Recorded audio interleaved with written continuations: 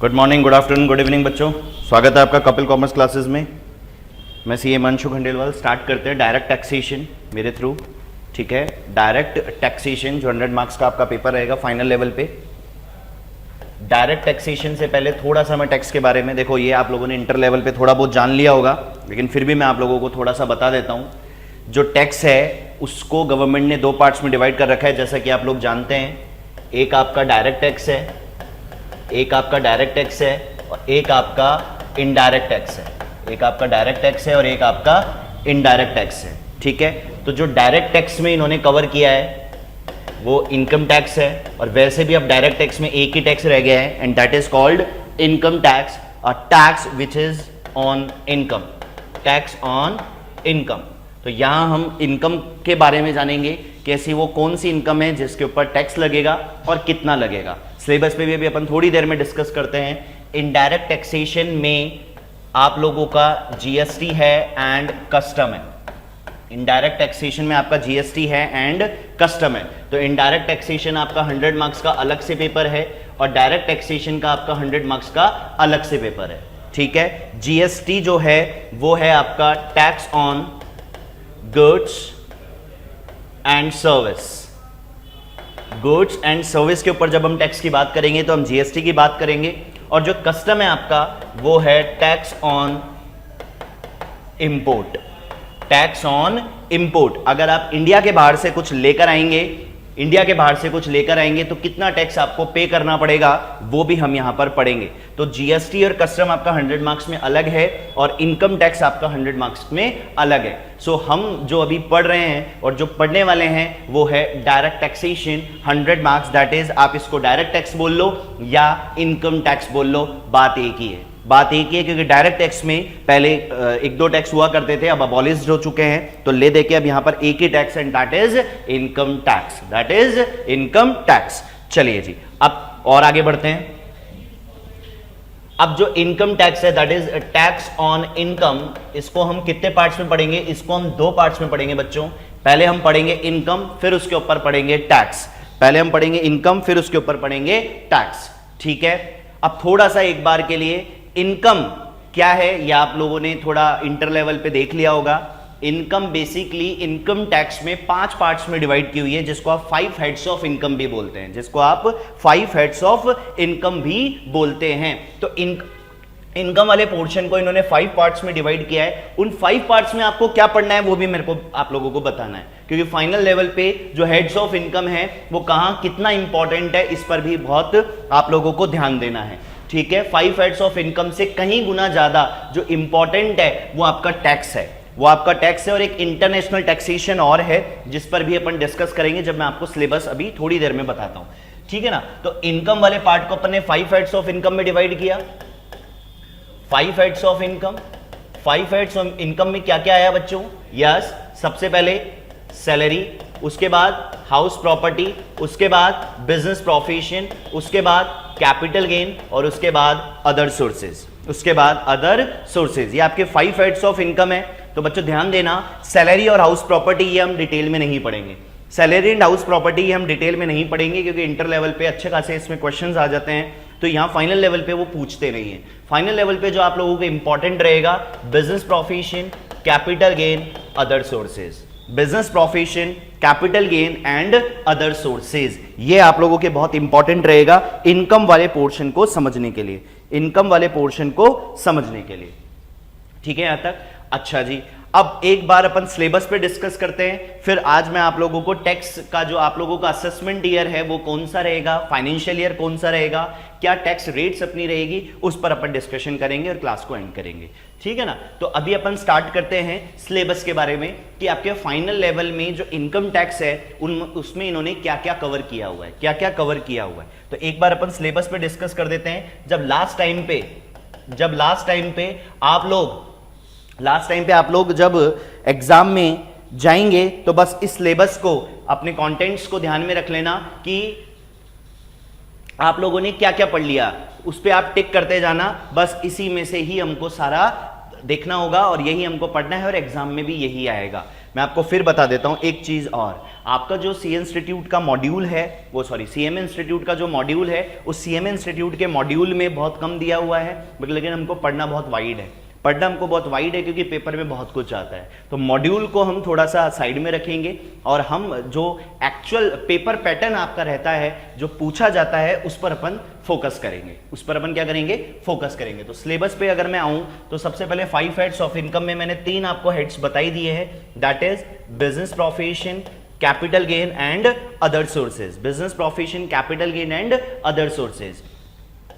यहां तक आपकी ग्रॉस टोटल इनकम आ जाती है, यहां तक आपकी ग्रॉस टोटल इनकम आ जाती है।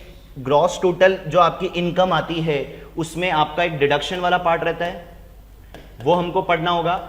डिडक्शंस में भी आप लोगों को थोड़ा सा डिटेल में पढ़ना होगा।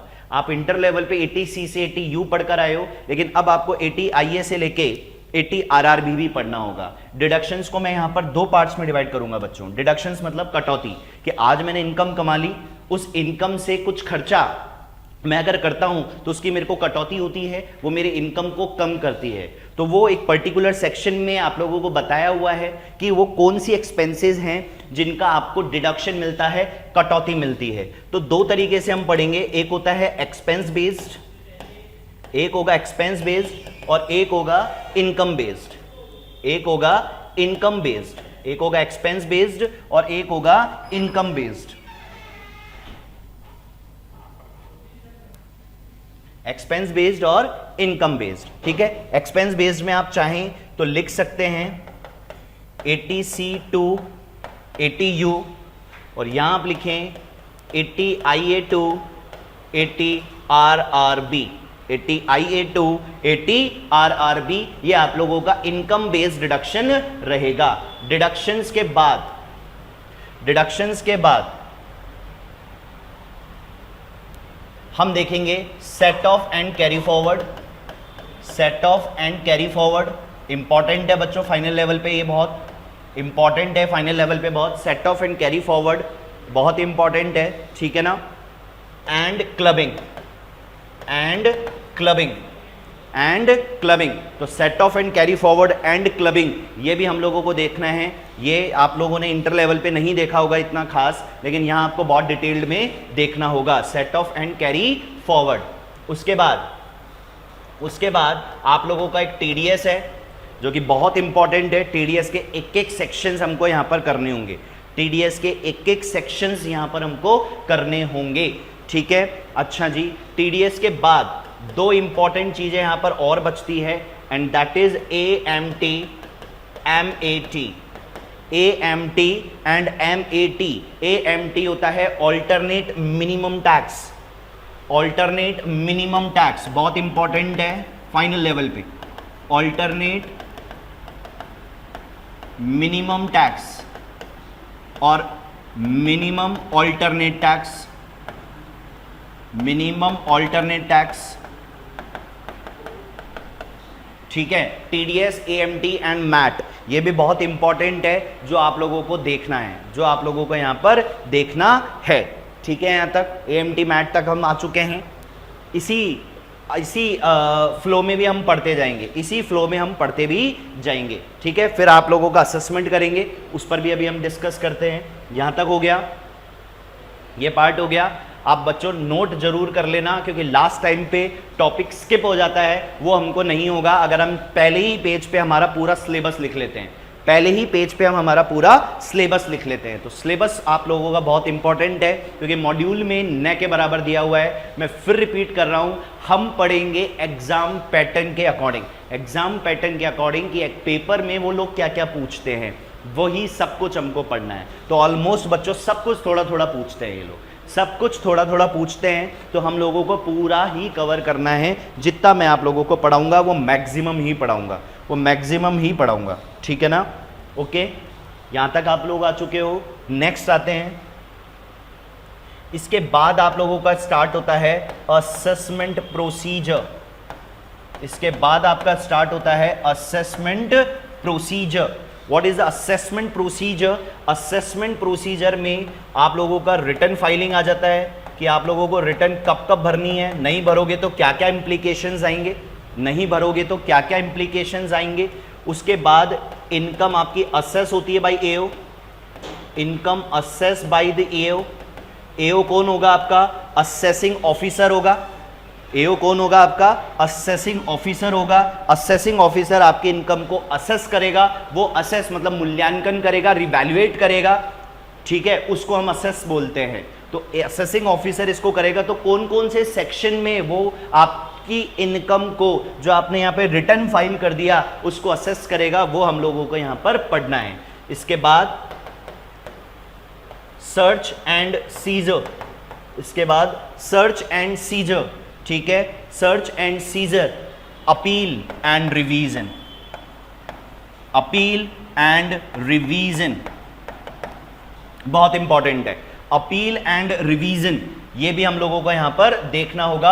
असेसमेंट प्रोसीजर में 4 चीजें हम लोग देखेंगे, फिर मैं यहां पर मार्क्स भी डिवाइड कर दूंगा आप लोगों को। हालांकि इंस्टीट्यूट ने ऐसा कुछ कहा नहीं है कि ये चैप्टर इतने मार्क्स का है, ये इतने मार्क्स का है, लेकिन अपन एग्जाम पैटर्न को फॉलो करते हुए कि किस तरीके से पेपर पैटर्न आ रहा है, किस तरीके से पेपर्स आ रहे हैं, उस हिसाब से मैंने थोड़ा सा इसको इवैल्यूएट किया है कि कितने कितने मार्क्स में क्या क्या चीजें पूछते हैं, तो वो हम लोग यहां पर लिख लेंगे एक बार। लेकिन आप उसको एग्जैक्ट मत मानिएगा, आपके लिए हर एक टॉपिक 100 मार्क्स का है, आपके लिए हर एक टॉपिक 100 मार्क्स का है।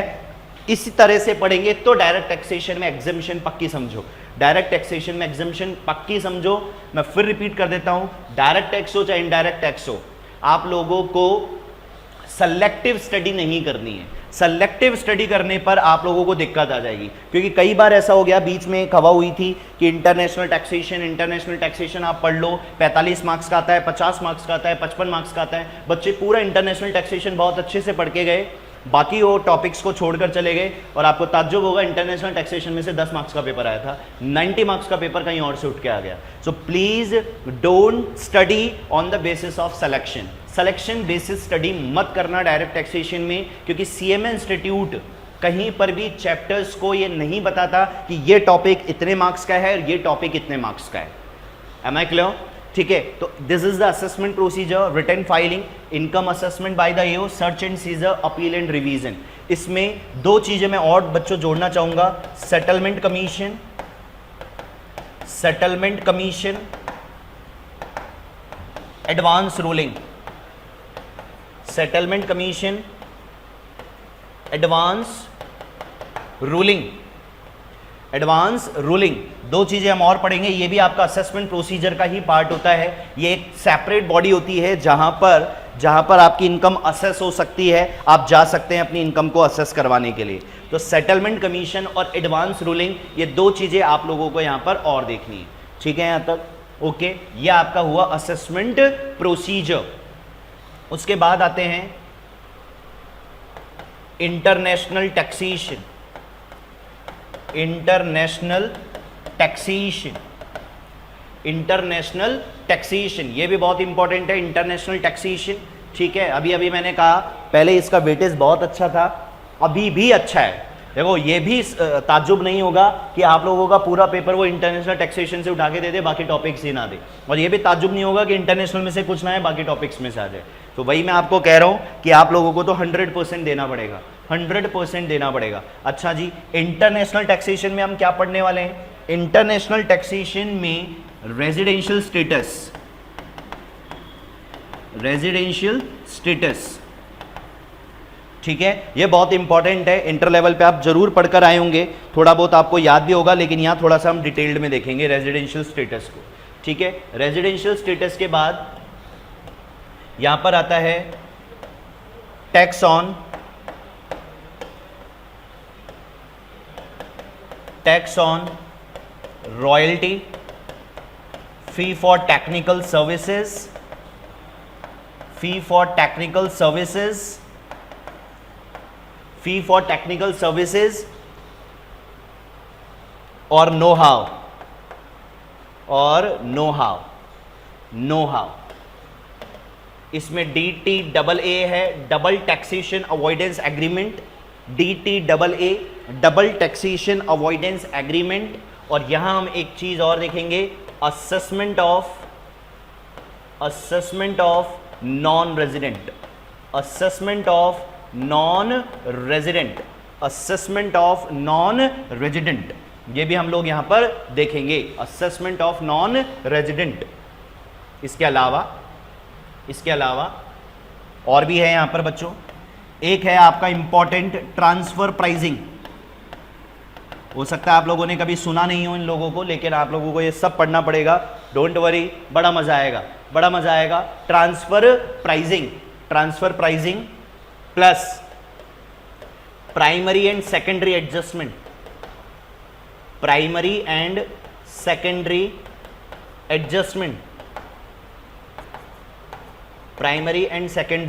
एडजस्टमेंट, ये भी एक टॉपिक है, ट्रांसफर प्राइसिंग के साथ ही है। एक आप लोगों को देखना है यहां पर बिजनेस कनेक्शन।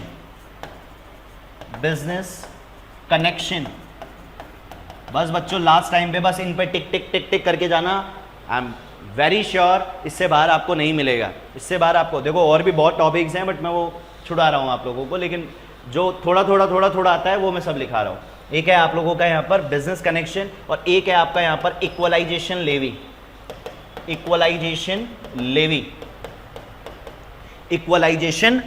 एक नया कॉन्सेप्ट इंट्रोड्यूस किया है, इक्वलाइजेशन लेवी, ठीक है। ये आपका क्या हुआ, इंटरनेशनल टैक्सेशन यहां पर आप लोगों का हो जाता है। इसके अलावा आप चाहें तो यहां पर अदर टॉपिक्स लिख लें, यानी कि वो पेनल्टी हो गया यहाँ पर, ठीक है, एक तो पेनल्टी हो गया और छोटी छोटी 2-4 चीजें और हैं, वो हम अदर टॉपिक्स में कवर कर लेंगे, ठीक है। या हम एक काम करते हैं, अदर टॉपिक्स के से पहले एक चीज और लिख लेते हैं, आप असेसमेंट किस किस का पढ़ेंगे, यहाँ पर टैक्स किस किस का निकालेंगे। तो बच्चों यहां जो आपको असेसमेंट पढ़ना है वो असेसमेंट प्रोसीजर अलग था, ये असेसमेंट अलग है, ये असेसमेंट बाय द असेसी है, जो असेसी खुद असेस करेगा। तो असेसी कौन कौन होते हैं, देखो असेसमेंट किस किस का पढ़ना है, असेसमेंट पढ़ना है एक तो हमको इंडिविजुअल का, असेसमेंट ऑफ इंडिविजुअल, थोड़ा सा हमें पढ़ना है असेसमेंट किसका, एचयूएफ का, असेसमेंट ऑफ एचयूएफ। एक पढ़ना है हमें असेसमेंट कंपनी का, असेसमेंट ऑफ कंपनी, ठीक है। एक हमें असेसमेंट पढ़ना है पार्टनरशिप फॉर्म का, assessment of partnership form, assessment of partnership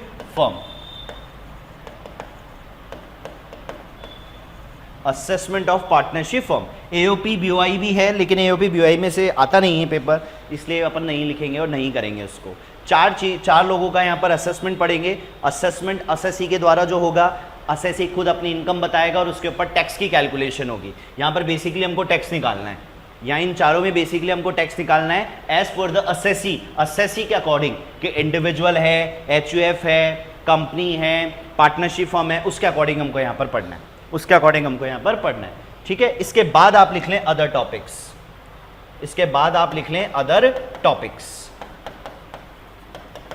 other topics में आपका क्या क्या आ गया, देखो मोटा मोटा अदर टॉपिक्स में एक तो पेनल्टी आ गया, एक आपकी इंटरेस्ट की कैलकुलेशन आ गई कि अगर आप टैक्स लेट भरते हो तो आपको इंटरेस्ट कहाँ का देना पड़ता है, तो पेनल्टी इंटरेस्ट लिख लेते हैं यहाँ पे अदर टॉपिक्स में अपन, penalty interest. Basically interest 3 sections में है, चाहो तो आप लिख भी सकते हो, 234A, 234B, 234C आ जाता है इसमें से। एडवांस टैक्स आपका अदर टॉपिक में आ सकता है, वो भी हमको देखना होगा। एडवांस टैक्स, तो ये आपका सिलेबस है फाइनल लेवल पे,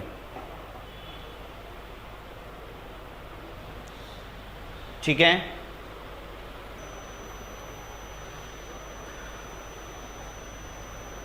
ये सारा हमको पढ़ना होगा,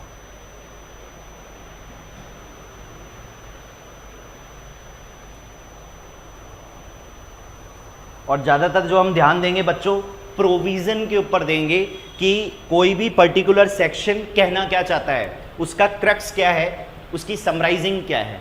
अगर आपको प्रोविजन पकड़ में आ गया, सेक्शन पकड़ में आ गया, तो फिर आप क्वेश्चन आराम से कर लोगे, क्योंकि डायरेक्ट टैक्स और इनडायरेक्ट टैक्स में क्वेश्चन रिपीट नहीं होते हैं।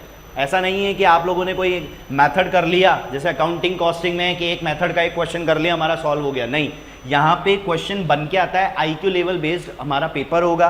तो आप लोगों को प्रोविजन पे पकड़ करनी है कि सेक्शन कहना क्या चाहता है। तो हम फोकस करेंगे सेक्शंस के ऊपर और उसके प्रोविजंस के ऊपर। हम क्वेश्चंस भी करेंगे, but we try more on focusing provisions, how to apply sections.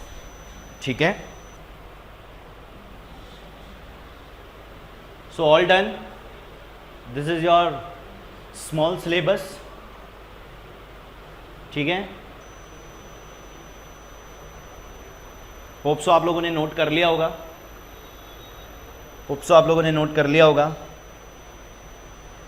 ठीक है, so let's start with the tax rates. थोड़ा सा हम बेसिक कर लेते हैं एक बार टैक्स रेट्स का, then we will start our chapters, our topics. ठीक है,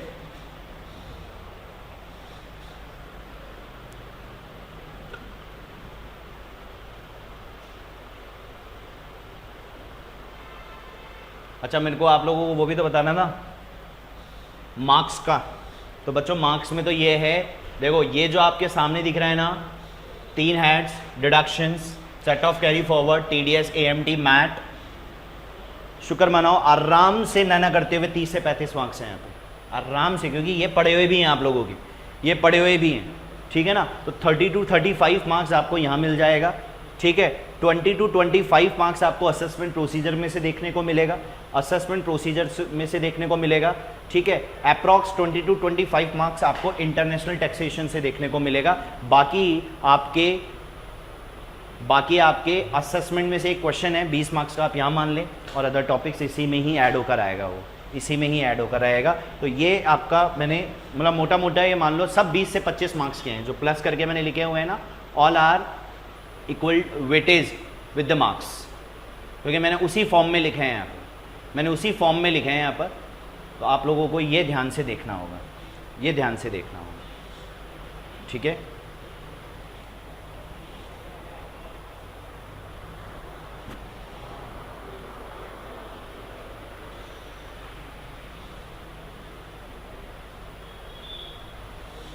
करें स्टार्ट टैक्स रेट्स। एक बार उस पर थोड़ा सा डिस्कशन कर लेते हैं टैक्स रेट्स पे, क्योंकि बच्चों यहाँ पर ओल्ड स्लैब और न्यू स्लैब दो चलेंगी। अब ओल्ड स्लैब, न्यू स्लैब और असेसमेंट पे भी हम ध्यान रख लें कि हम कौन से असेसमेंट के लिए पढ़ने वाले हैं, कौन से असेसमेंट के लिए पढ़ने वाले हैं। दो आप लोगों को पता है, एक होता है आप फाइनेंशियल ईयर, एक होता है आपका असेसमेंट ईयर। एक होता है फाइनेंशियल ईयर F.Y, एक होता है आपका असेसमेंट ईयर A.Y। तो बच्चों जो आपका फाइनेंशियल ईयर, अच्छा फाइनेंशियल ईयर क्या है, असेसमेंट ईयर क्या है, शायद ये बताने की ज़रूरत नहीं है। ठीक है, इतना तो आप जानते ही होंगे, बट फिर भी मैं बता देता हूँ। फाइनेंशियल ईयर वो ईयर है जिसके हम इनकम को टोटल करते हैं और उसके ऊपर टैक्स देते हैं। टैक्स जिस साल में देते हैं वो असेसमेंट ईयर होता है, क्योंकि नेक्स्ट ईयर हम टैक्स पे करते हैं, वो हमारा असेसमेंट ईयर कहलाता है। तो जो आपका फाइनेंशियल ईयर रहेगा वो रहेगा 22-23, जो आपका फाइनेंशियल ईयर रहेगा वो रहेगा 22-23, और जो आपका असेसमेंट ईयर रहेगा वो रहेगा 23-24। जो आपका असेसमेंट ईयर रहेगा वो रहेगा 23-24। तो हम फाइनेंशियल ईयर 22-23 के लिए पढ़ने वाले हैं, यानी असेसमेंट ईयर 23-24 के लिए हम पूरा डायरेक्ट टैक्स पढ़ेंगे। असेसमेंट, क्योंकि एवरी ईयर आपका डायरेक्ट टैक्सेशन चेंज होता है, अमेंडमेंट्स आते हैं, संशोधन होते हैं। ठीक है ना, तो आपका एवरी ईयर थोड़ा चेंज आपका टैक्सेशन होता है। ऐसा नहीं है कि पुराना पूरा चेंज हो जाता है, लेकिन हाँ कुछ भी चेंजेस हो गए तो वो एक पर्टिकुलर कैलकुलेशन चेंज हो जाती है। तो हम नए असेसमेंट के अकॉर्डिंग पढ़ेंगे। अमेंडमेंट्स भी हम यहाँ साथ में देखते हुए जाएंगे। अमेंडमेंट्स जो पर्टिकुलर टॉपिक में अगर कोई अमेंडमेंट आया हुआ होगा बजट के अकॉर्डिंग, असेसमेंट ईयर 23-24 का, असेसमेंट ईयर 23-24 का, वो मैं उस टॉपिक के साथ ही आपको करा दूंगा, मार्क भी करा दूंगा कि भैया ये नया अमेंडमेंट आया है, ये नया अमेंडमेंट आया है। तो अमेंडमेंट हम साथ में ही करते हुए चलेंगे, जो भी अमेंडमेंट्स आए होंगे वो हम साथ में करते हुए चलेंगे, क्योंकि अमेंडमेंट्स बहुत इंपॉर्टेंट है। अभी जो आपका अटैम्प्ट लगेगा, जून जो आपका अटैम्प्ट लगेगा, उस जून अटैम्प्ट में तो अमेंडमेंट्स भर के आएंगे। ठीक है, जून अटैम्प्ट में अमेंडमेंट्स बहुत आते हैं, क्योंकि आप लोगों का जो असेसमेंट है वो चेंज हो जाता है। एवरी ईयर चेंज होता है, ठीक है। जून में जो आप पढ़ते हैं, जून के लिए जो आप पढ़ेंगे वही दिसंबर में आएगा, लेकिन नेक्स्ट जून में अगर आपका टेम्प है तो फिर आपका वापस से असेसमेंट चेंज हो जाता है, फिर आपका असेसमेंट चेंज हो जाएगा, फिर 24-25 हो जाएगा अगर आप नेक्स्ट जून में देते हैं, ठीक है यहाँ तक, ओके। असेसी क्या है?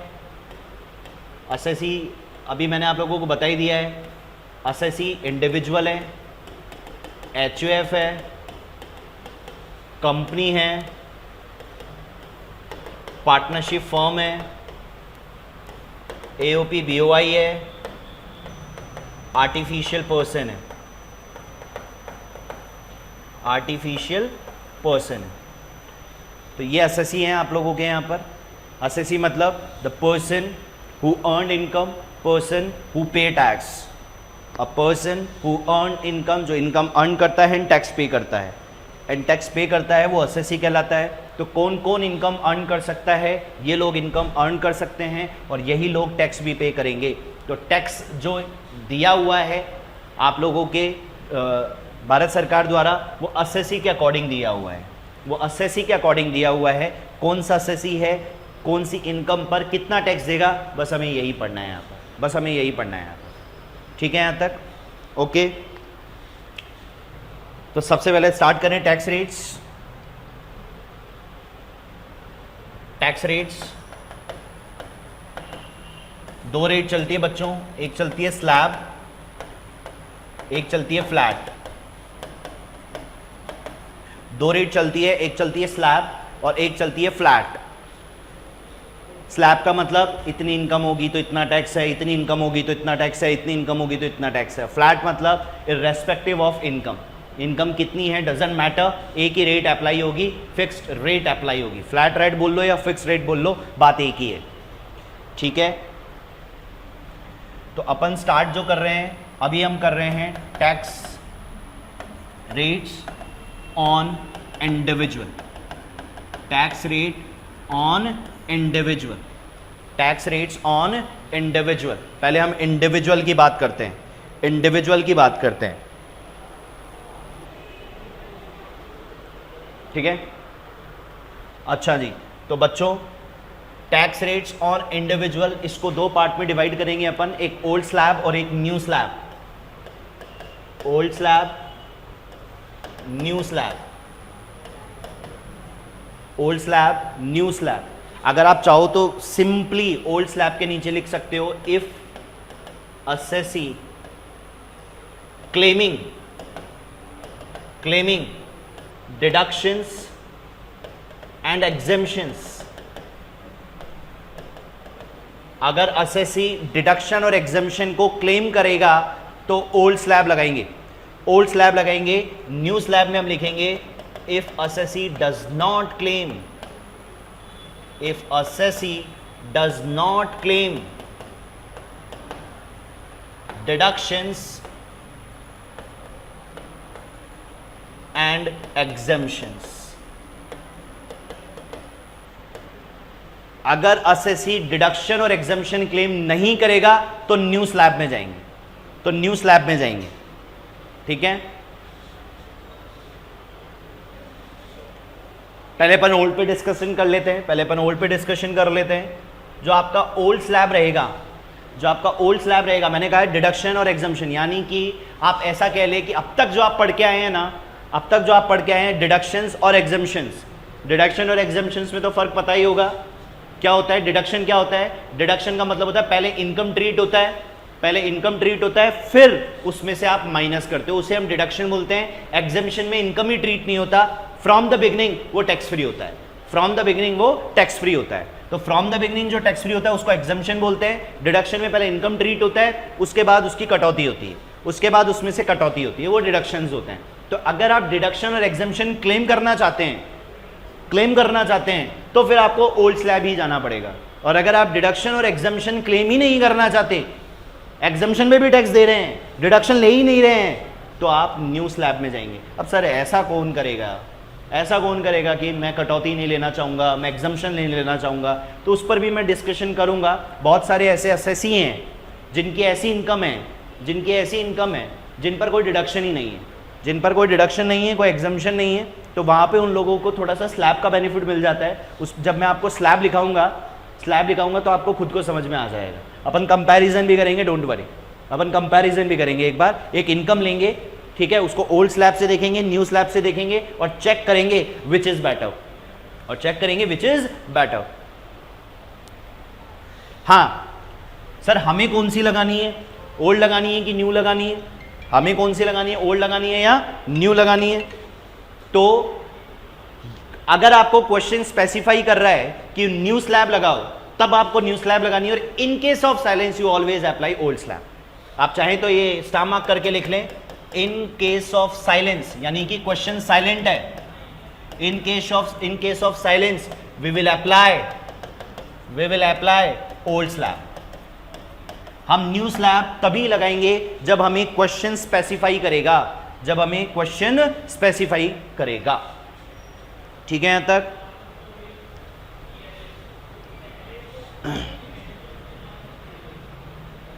डन है। अच्छा जी, तो पहले अपन ओल्ड स्लैब पे डिस्कशन कर लें। ओल्ड स्लैब पढ़ा हुआ तो आपका होगा ही, इंडिविजुअल और एचयूएफ दोनों के लिए साथ में पढ़ रहे हैं अपन। इंडिविजुअल और एचयूएफ दोनों के लिए ओल्ड स्लैब साथ में पढ़ रहे हैं। इंडिविजुअल और एचयूएफ क्या है अभी डिस्कशन करता हूं, एक बार आप बस ऑब्लिक करके लिख लें। तो बच्चों ओल्ड स्लैब को इन्होंने एज के अकॉर्डिंग बांटा है, न्यू स्लैब में एज के अकॉर्डिंग नहीं बांटा है, ठीक है ना। अभी जब मैं लिखाऊंगा तब आपको समझ आ जाएगा। तो ओल्ड स्लैब पे आते हैं। ओल्ड स्लैब में एज के अकॉर्डिंग है, age up to 60 year. Please बच्चों ये सब लिखना, ठीक है, ऐसा मत सोचना अरे यार ये तो आता है हमें, आप इसमें बहुत कुछ लिखाऊंगा मैं आप लोगों को, ठीक है। So please note down each and everything. Age up to 60 year, age 61 to 80 year, age above 80, यानी 81 से स्टार्ट होगा, 60 तक हम यहां आएंगे, 60 के ऊपर 80 तक हम सेकंड वाले में आएंगे और 80 से ऊपर अपन थर्ड वाले स्लैब में आएंगे, ठीक है। 60 टू 80 को यहां पर इन लोगों ने सीनियर सिटीजन बोला है बच्चों, सीनियर सिटीजन 60 टू 80 को, और 80 से अबव वाले को यहां पर इन्होंने बोला है सीनियर सिटीजन। तो कई बार ऐसा होता है कि एज ना देकर वर्ड्स में गेम खेल लेते हैं, कि सीनियर सिटीजन या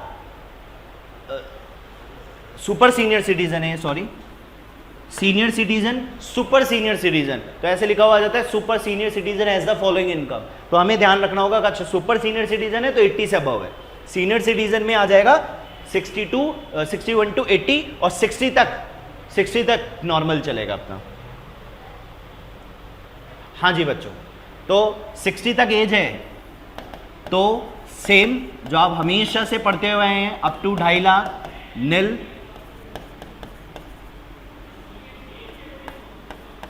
5 लाख,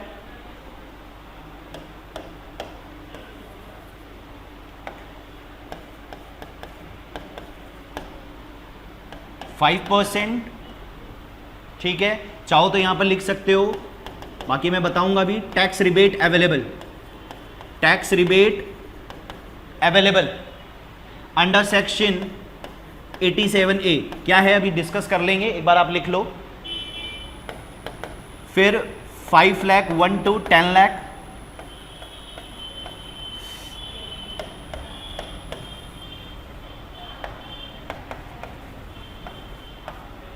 कितना है 20%, और 10 लाख के ऊपर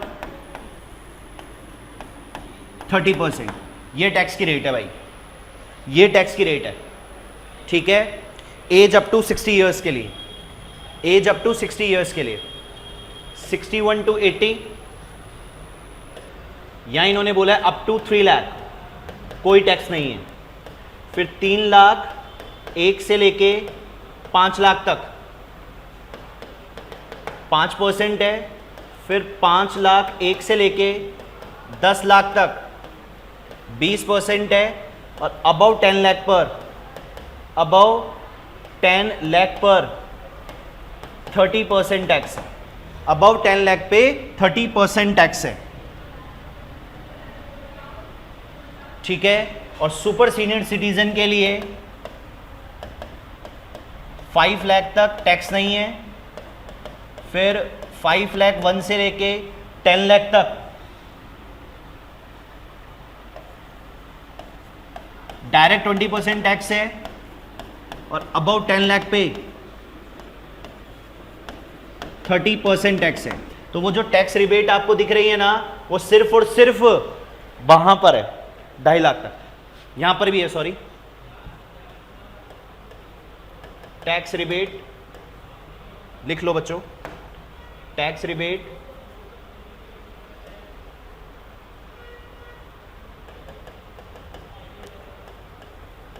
अंडर सेक्शन 87A अवेलेबल। यहां पर भी है, नहीं यहां नहीं है, यहां नहीं। Tax rebate under section 87A available, tax rebate under, क्योंकि यहां तो 5 लाख तक वैसे ही फ्री है, 5 लाख तक वैसे ही फ्री है, तो यहां टैक्स रिबेट की जरूरत ही नहीं पड़ेगी आपको। टैक्स रिबेट सिर्फ यहां है, ये आप नोट कर लें एक बार, ये आप नोट कर लें एक बार।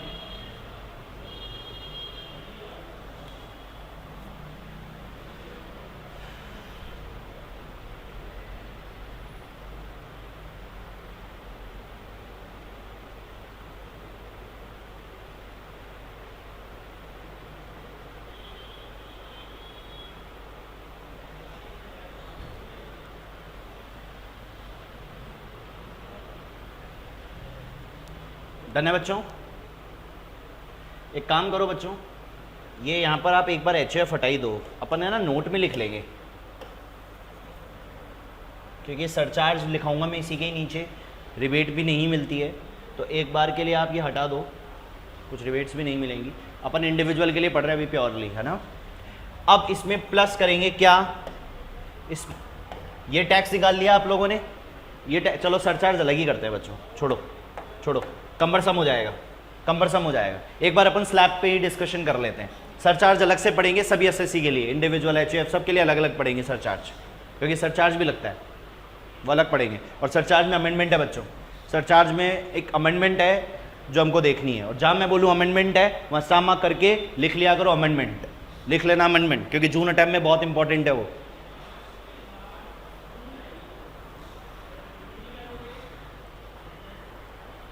ठीक है,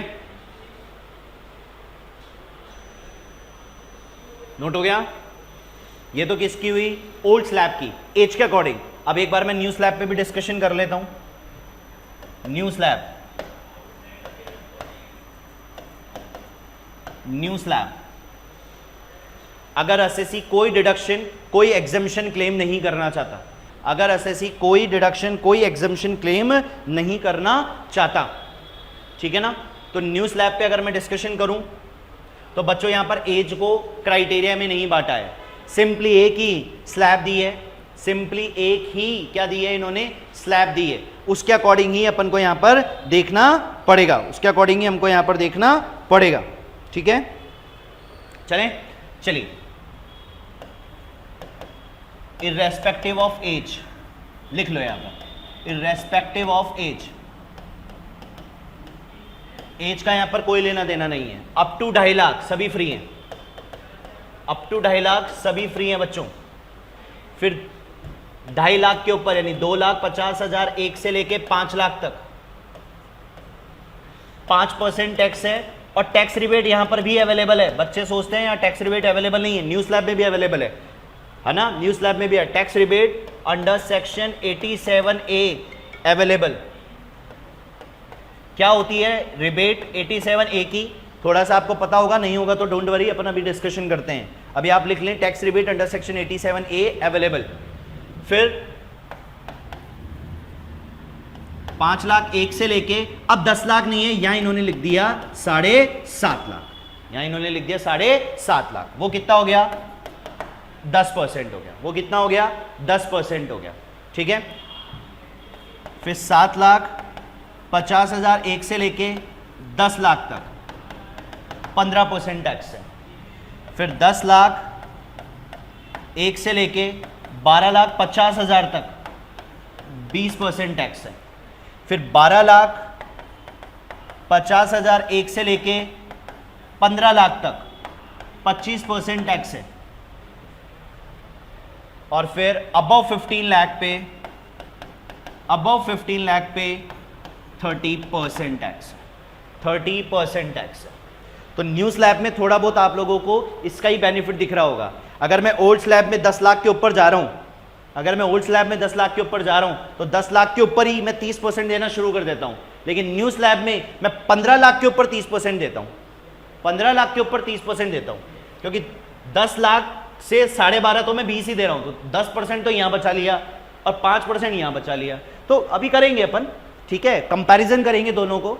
एक बार आप न्यू स्लैब लिख लें, इर्रेस्पेक्टिव ऑफ एज, एज का यहां कोई क्राइटेरिया नहीं है, लेकिन रिमेंबर यहां कोई एग्जम्पशन कोई डिडक्शन नहीं मिलेगा, कोई एग्जम्पशन कोई डिडक्शन नहीं मिलेगा। उस पर भी अपन डिस्कशन कर लेंगे, मैं आप लोगों को लिखा दूंगा। जैसे एक आपका सैलरी में एक स्टैंडर्ड डिडक्शन है 50,000 रुपए का, नहीं मिलेगा। हाउस प्रॉपर्टी में section 24B interest on loan, बहुत मोटा, यहां से इनकम डिडक्ट होती है, लेकिन आपको नहीं मिलेगा, ठीक है। 80C से 80U के जो डिडक्शंस हैं नहीं मिलेंगे, ठीक है ना। तो बहुत सारी चीजें इन्होंने छीन ली, बहुत सारी चीजें इन्होंने छीन ली। तो उसके अकॉर्डिंग अभी हम एक सैलरीड पर्सन का लगाएंगे कि अगर एक सैलरीड पर्सन 5 लाख तक तो कोई यहां पर दिक्कत ही नहीं है, 5 लाख तक तो रिबेट ले लेगा।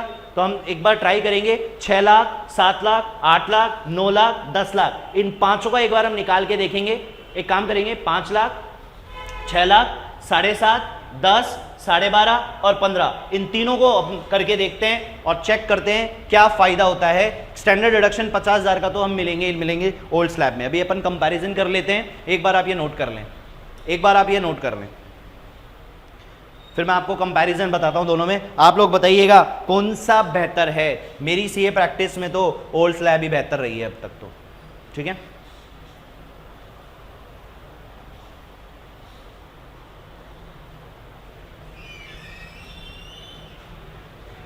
तो करें कंपैरिजन। अभी सरचार्ज वर्चार्ज मैं आप लोगों को बाद में लिखाता हूं ना, अभी अपन स्लैब पे डिस्कस कर रहे हैं, ओल्ड स्लैब और न्यू स्लैब पे डिस्कशन कर रहे हैं। रिबेट जरूर मिलेगी, रिमेंबर दिस, क्योंकि मैंने लिखा है कोई एग्जम्पशन कोई डिडक्शन नहीं मिलेगा। तो ये कोई ना तो एग्जम्पशन है ना कोई ये डिडक्शन है, रिबेट है भाई, ठीक है ना। तो ये न्यू को भी अवेलेबल है और ओल्ड को भी अवेलेबल है, यानी 5 लाख तक तो हम फ्री हैं। मैं कोई सी भी स्लैब ऑप्ट करूं, if I having total income up to ₹5 lakh, then there is no tax, because मैं टैक्स रिबेट ले जाऊंगा 87A में, टैक्स रिबेट ले जाऊंगा 87A में, ठीक है ना। तो एक बार कंपैरिजन करते हैं।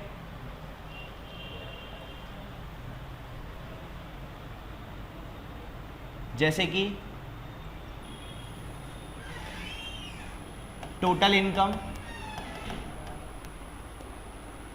₹6 लाख, 6 लाख की टोटल इनकम लेते हैं एक बार। Total income 10 lakh, total income 13 lakh, total income 16 lakh, total income 16 lakh, ठीक है ना। पहले एक बार ओल्ड से निकाल के देखें, ओल्ड से निकाल के देखते हैं, है ना। हाँ भाई, ओल्ड से आप टैक्स निकालो, 2.5 लाख तक तो टैक्स है नहीं, 2.5 लाख से लेके 5 लाख तक कितना डिफरेंस है।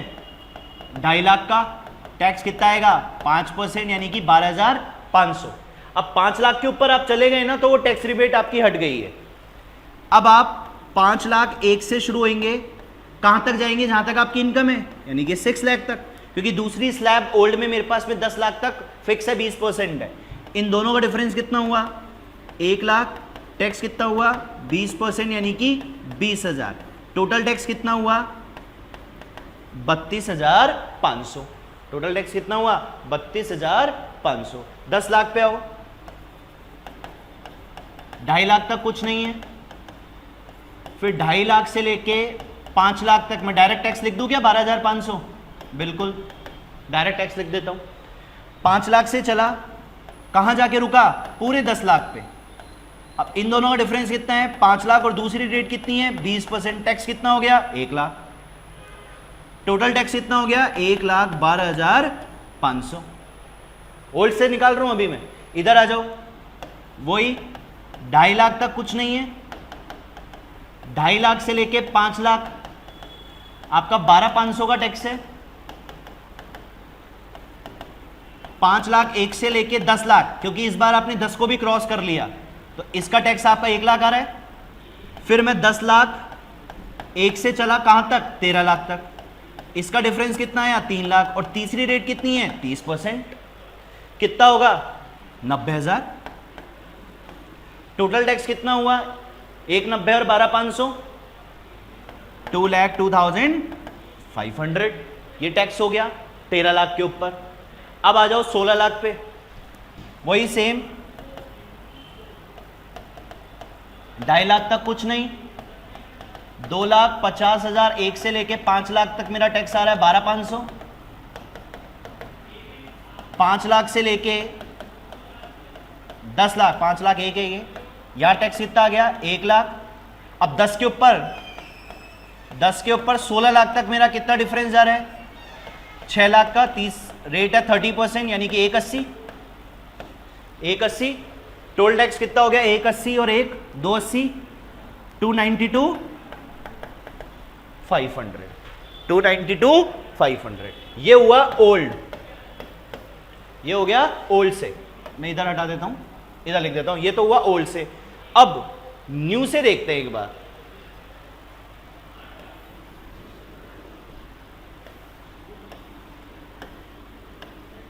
न्यू स्लैब, ठीक है, आ जाओ। 6 लाख है, सेम 2.5 लाख तक कुछ नहीं है, नील, क्लियर। 2.5 लाख से लेके यानी 2,50,000 1 से लेके 5 लाख तक कितना टैक्स है 12,500। उसके बाद 5 लाख से लेके मेरी इनकम कितनी है 6 लाख, ये डिफरेंस कितना हुआ 1 लाख। अब मुझे बताओ न्यू स्लैब में 5 से लेके 7.5 लाख तक, क्योंकि वहां 10 लाख नहीं है, 5 से लेके 7.5 लाख तक आपकी टैक्स रेट कितनी बताई है मैंने, इधर देखिए।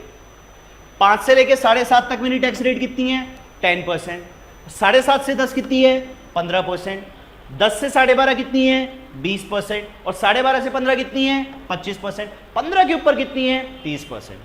अब आ जाओ अकॉर्डिंगली, बताओ कितनी लगाऊंगा 10%। कितनी लगाऊंगा 10%, कितनी आएगी ये 10,000। टोटल कितना हुआ 32,500, यही आ रहा है क्या?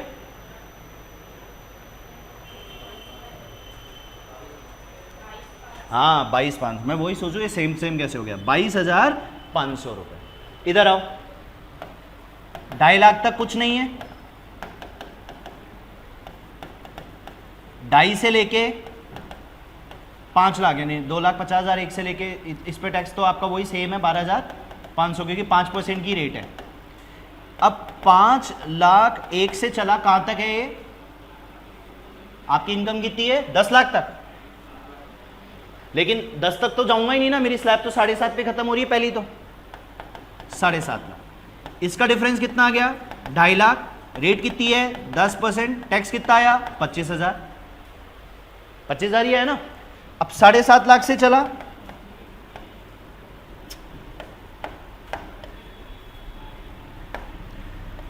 7,50,000 1 से चला 10 लाख तक, इसका डिफरेंस हुआ अगेन 2.5 लाख। दूसरी रेट कितनी है 15%, कितना आएगा 15%,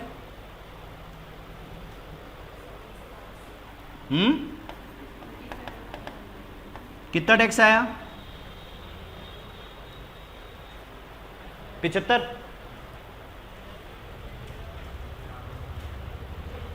75,000 का टैक्स आया। इधर आ जाओ, 2.5 लाख तक कुछ नहीं, 2,50,000 1 से लेके 5 लाख तक वही 12,500 का टैक्स है यहां पर भी। फिर 5 लाख 1 से लेके 7,50,000 तक टैक्स कितना आया था 25,000, 2.5 लाख के डिफरेंस पे। फिर 7,50,000 1 से लेके 10 लाख, यहां कितना आया था 37,500। अब 10 लाख 1 से लेके कहां तक है यहां पर इनकम, हाँ टोटल इनकम तो 13 है, लेकिन मेरी स्लैब कहां रुक जाएगी 12,50 पे। डिफरेंस हुआ 2.5 लाख, कितना परसेंट है 20%, क्योंकि 15 यहां लगा दिया ना ऊपर आपने, 20%, कितना हुआ 50,000। फिर 12,50,000 1 से चलूंगा कहां तक 13 लाख तक, क्योंकि 13 लाख पे मेरी इनकम रुक गई। डिफरेंस कितना आया 1 लाख, और टैक्स कितना है 25%। 25% कितना आएगा 25,000। कितना टोटल टैक्स आया चेक करो, कितना टोटल टैक्स आया चेक करो।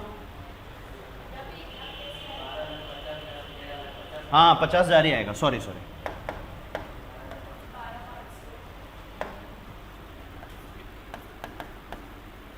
ये आ जाएगा आप लोगों का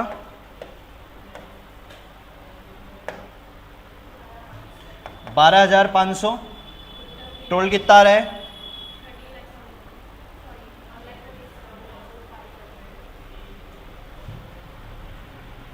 12,500 12,500 25 तो ये हो गए 25 25 50 1 37,500 137,500।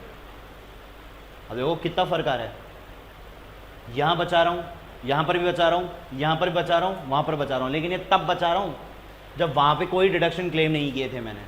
अगर वहां मैं डिडक्शंस डाल दूंगा, एग्जम्पशंस डाल दूंगा, तो वो कम हो जाएगा, क्योंकि वहां टोटल इनकम कंपेटिवली कम हो जाएगी। ठीक है ना, आएंगे उस पर भी। अभी तो मैंने सिर्फ और सिर्फ इनकम के ऊपर अप्लाई करना सिखा रहा हूं आप लोगों को। इधर आ जाओ, इधर निकालो अब आप लोग 250 नील, फिर 2,50,000 1 से लेके 5 लाख तक 12,500 का टैक्स, फिर 5 लाख 1 से लेके 7,50,000 तक आपका टैक्स है 25,000, फिर 7,50,000 1 से लेके 10 लाख तक आपका टैक्स है 37,500, फिर 10 लाख 1 से लेके 12,50,000 तक आपका टैक्स है 50,000, फिर 12,50,000 से लेके, क्योंकि मेरी टोटल इनकम यहाँ 16 लाख है, 16 ही है ना, तो ये वाली स्लैब भी पूरी लग रही है 15 लाख रुपए वाली। इसका डिफरेंस है 2,50,000 और टैक्स है आपका 25%। 1,12,500 62,500 सॉरी 62,500, और फिर 15 लाख से चला 16 लाख तक, ये डिफरेंस है 1 लाख का, और यहाँ टैक्स है 30%, 30,000। देखो ये कितना टैक्स आ रहा है, ये कितना टैक्स आ रहा है यहाँ पे 2,17,500। तो अगर आप कोई डिडक्शन विडक्शन क्लेम नहीं करना चाहते हो और आपकी टोटल इनकम है, तब तो आप फायदे में हो,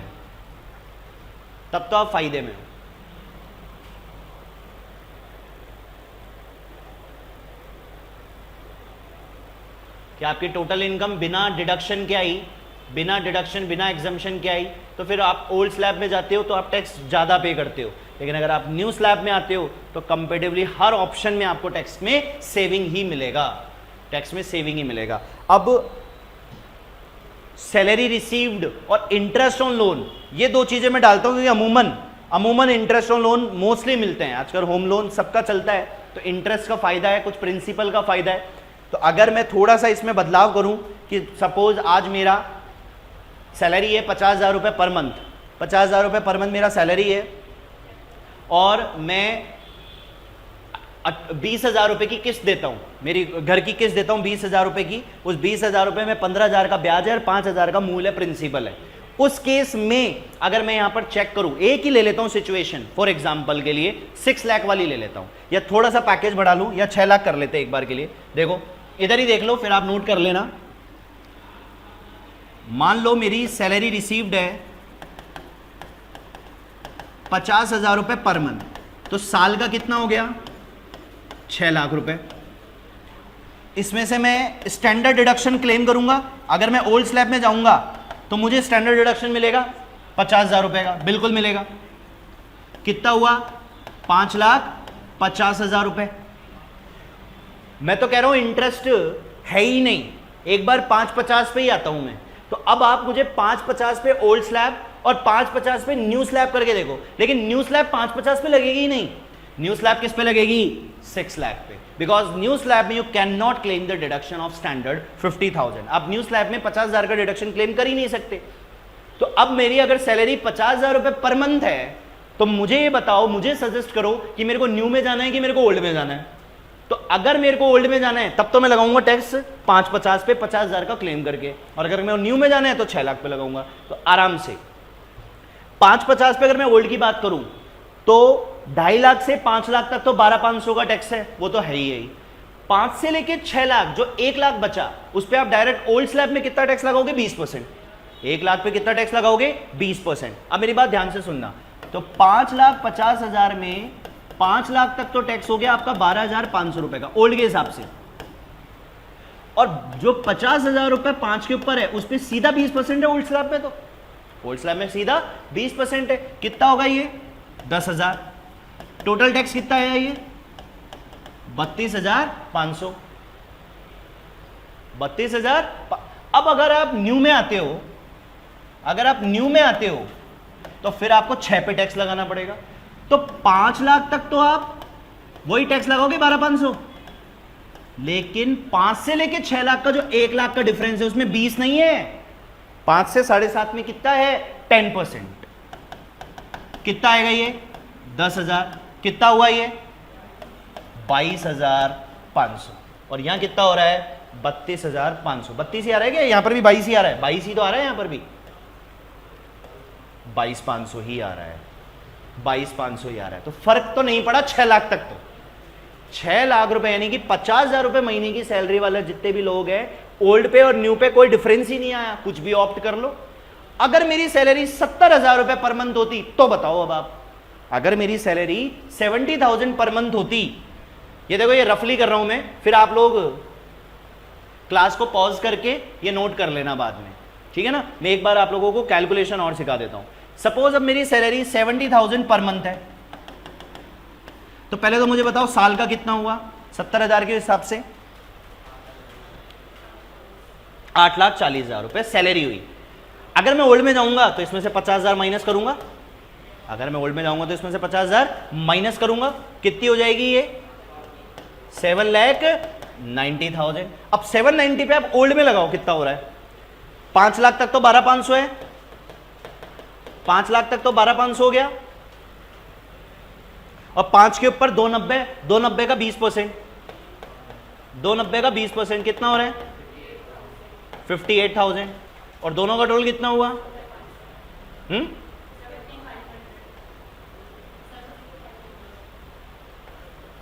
70,500 मेरा टैक्स हो गया। ये हुआ किस हिसाब से? ओल्ड के हिसाब से। अब न्यू पे आओ, न्यू पे आओ। न्यू में क्या करेंगे? न्यू में मिलेगा ही नहीं। न्यू में तो 840 पे लगाना पड़ेगा, स्टैंडर्ड डिडक्शन अवेलेबल ही नहीं है।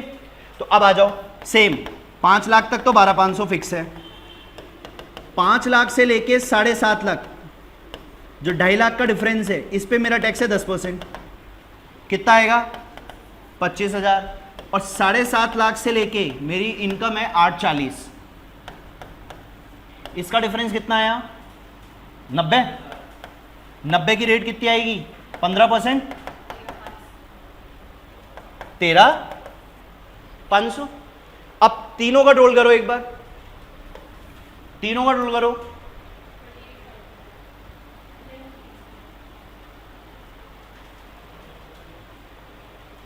$51, 50। बताओ which one is better? Which one is better? यहां टैक्स कितना आ रहा था और यहां टैक्स कितना आ रहा है? New slab will be better. That is the comparison. आपको ये चेक करना पड़ेगा। अगर आप एग्जम्पशन या डिडक्शन क्लेम करते हैं तो आपकी फिर इनकम पर आप निकाल के देखिएगा, और अगर आप एग्जम्पशन और डिडक्शन क्लेम नहीं करते हैं तो आप निकाल के देखिएगा, जो भी बेटर होगा वो ऑप्शन ऑप्ट हो जाएगा। अब हमें एग्जाम पॉइंट ऑफ व्यू से समझना है। मैंने आपको बता दिया एग्जाम पॉइंट ऑफ व्यू से, अगर क्वेश्चन स्पेसिफिकली कह रहा है अप्लाई न्यू स्लैब रेट, तो हमें न्यू स्लैब रेट निकालनी है, अदरवाइज हमें सारे क्वेश्चन ओल्ड स्लैब रेट से ही कंप्लीट करने हैं। ठीक है, तो ये आपका एक बार मैंने स्लैब आपको बता दिया है, ओल्ड का और न्यू का। कल अपन और थोड़ा सा फर्दर करते हैं, कल अपन सरचार्ज पे और बाकी चीजों पे डिस्कशन करेंगे। सरचार्ज में एक अमेंडमेंट आया, उस पर भी अपन डिस्कशन करेंगे। ठीक है बच्चों, चलिए आज के लिए इतना ही, बाकी का कल करते हैं। Okay, have a nice day.